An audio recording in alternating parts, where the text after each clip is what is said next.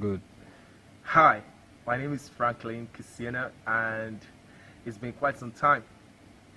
It's good to have you here. Today I'm going to be sharing something very, very wonderful, something I realized just barely 2 nights ago while I was studying my Bible. This video is going to address the reason why so many believers do not seem to accomplish the impossible, despite the fact that it's God's will for every believer.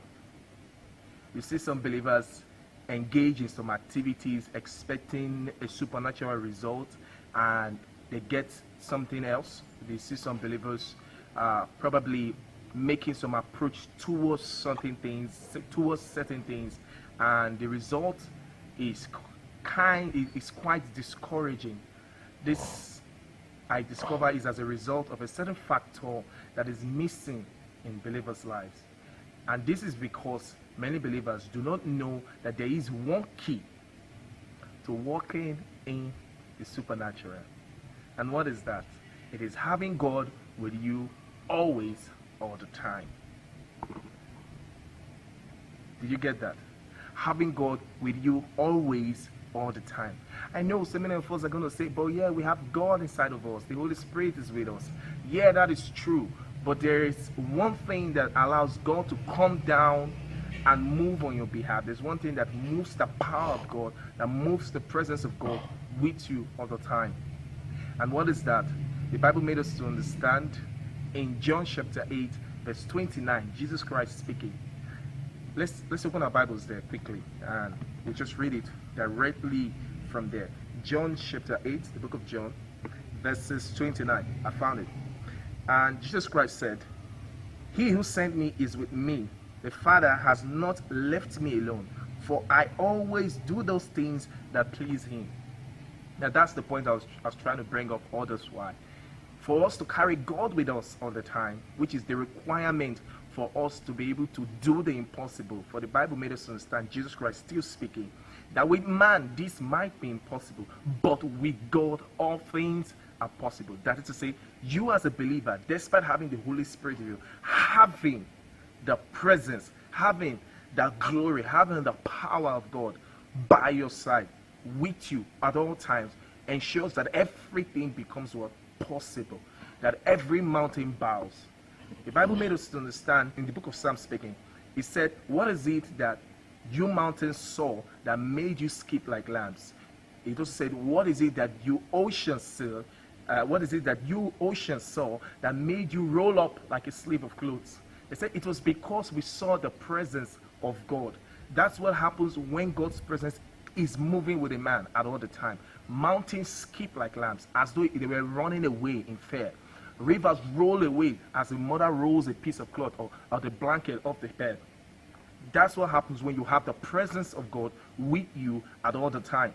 And the only way man can be able to bring God's presence with him, just as Jesus Christ said in John 8:29, is by pleasing God in all your ways. It doesn't matter the grace that is at work in your life. It doesn't matter the obstacles or the hindrances you seem to be experiencing or the powers that work against you. When you have God's presence always with you, everything gives way. Protocols are broken. Principles do not seem to matter when God's presence is by your side. We all know that the law of flotation says that when the density of an object is higher than the density of water, that object tends to sink. Jesus Christ, we made to understand, walked on water despite his density being higher than water. Now that is principles broken. We also know of a man who brought 6 loaves of bread and I say 4 fishes or thereabout. I don't know, I can't remember the exact figures, but he used a few pounds of food materials to feed thousands of people. Now that is a multiplication effect. In mathematics, that is impossible.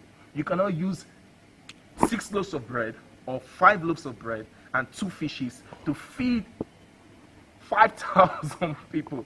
Now, I don't know how that happened, but the truth is, it could only be done because God was with him.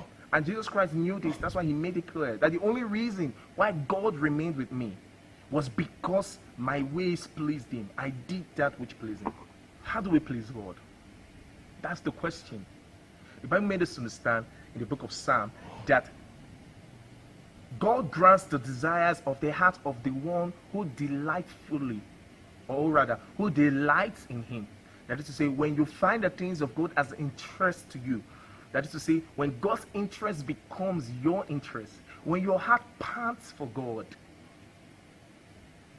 The psalmist says, I was glad when they said, let us go into the house of the Lord. The Bible also refers to the King David as a man after God's own heart. He desired the things that made God happy. He desired the things that moved God. He went after them. So if you want to have God on your side at all the times, you have to seek a way. You have to diligently each day find a way to please God. Ensure you have a routine exercise, if I want to make it that simple, to please God. Find that thing. Go into scriptures. Look for the things that is God proud. Look for the things that makes God glad. Look for the things that excite him and engage in them. And one of the things is by declaring his faithfulness. Just as I'm shooting this video right now, when I got this revelation 2 nights ago, I told myself, I ain't going to keep this to myself. That this was the missing key in most believers' life that made them not to be able to experience the miraculous on a daily basis. Jesus Christ made us to understand that he was no exception. He said for which means because I do that which please him. Let's take it one more time. The book of John chapter 8. Verse 29. It says here, and he who sent me is with me.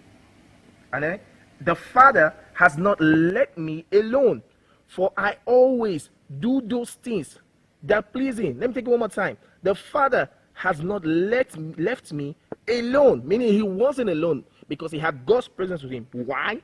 Because he always did the things that pleases God. That's the point. So if you're experiencing a hectic day, if you're experiencing hurdles in your life, in your health, in your finances, in your family, in your marriage to destiny, in your place of work, whatever the case may be, and you are a believer, and you've prayed, and you've labored, and you've sown, and yet you're not seeing, it's because you haven't yet touched the heart of God. You have to make that your sole mission. I tell you, see, I used to tell my friends, I said, if a man is married and his wife finds a way of pleasing him at all times, whatever the wife requests, the man will do for her. Even that which she didn't ask for, he will go ahead to do. God himself speaking, he said, command ye me. That is, command ye me. That is, you command me to do. But it's not for everyone. It's only the one that pleases him. So I implore you, brethren, please find a way to please our Father. There's so many ways. If, as a matter of fact, by the grace of God, I was privileged to write a book I call The Power of Partnership. It teaches us on how to actually partner with God to please God. And also, miraculously, by the special grace of God, I was also instructed in writing on that book, which I titled Walking in the Supernatural. I've been able to write two chapters out of it, and believe when I'm through, I'll make it available to the world. But just find those things that please God. I'm not going to mention them because I believe everyone knows the things that God is pleased with. Everyone knows the things that God is not pleased with. In fact, you can start by staying away from those things that offend him. Let's start from there. Remember this truth. You want God on your side. You want to work in the miraculous. You want to do the impossible at all times. You want to carry God with you at all times. That when a person dies in front of you, you tap him, arise. 4 days Lazarus was dead because Jesus knew God was with him at all times. He was relaxed and he went and said, comfort, and the dead rose. That's the secret. It's not different from you if you're a believer. It's the same God that is inside, that was inside Jesus, that is inside of you. Jesus Christ speaking, he said, I and the Father are one. And so is the Father one with you and me. He's readily available. He's just waiting for you to find a way to please him. I'm looking forward to the next video, and I'm sure you're looking forward to it. I'll share as much revelations that come my way, and I believe in the next video I'll be sharing deeper insight on how we can please God. Till next time, I am Franklin Kesenia. God bless you. Have a great week.